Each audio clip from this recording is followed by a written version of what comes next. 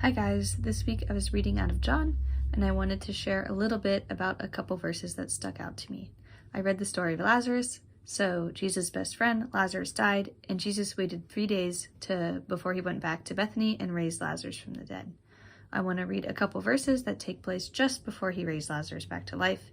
So in John 11:33, it says, "When Jesus saw her weeping, and the Jews who had come along with her also weeping, he was deeply moved in spirit and troubled.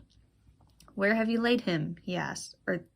Come and see, Lord," they replied. Then Jesus wept. Then the Jews said, "See how he loved him." This passage is important because when Jesus is troubled by the tears of the wailing crowd, it shows that Jesus sees our tears.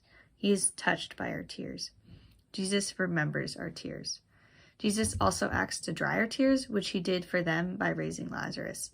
And he will also act for us when he sees us crying. The fact that Jesus cries shows that Jesus was truly a man.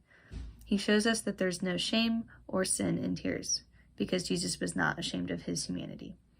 Jesus identifies with us in our joy and in our sorrow because he loves us. And tears are also mentioned elsewhere in the Bible. Abraham wept when he buried Sarah. Jacob wept when he wrestled the angel. David and Jonathan wept together. Josiah wept over the sin of his nation. Jeremiah was the weeping prophet. So tears can be dignified in the Bible. It's not always something to be ashamed of.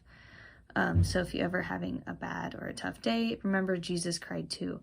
And he loves us so much, so we'll act to dry our tears. Jesus is always there for us when we're happy and when we're excited, but he is there for us when we're down too.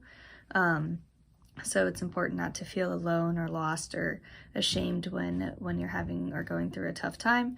It's important to go seek Jesus, talk to him, pray with him, and know that he's there to help you and that he will help you based on this passage. So thank you.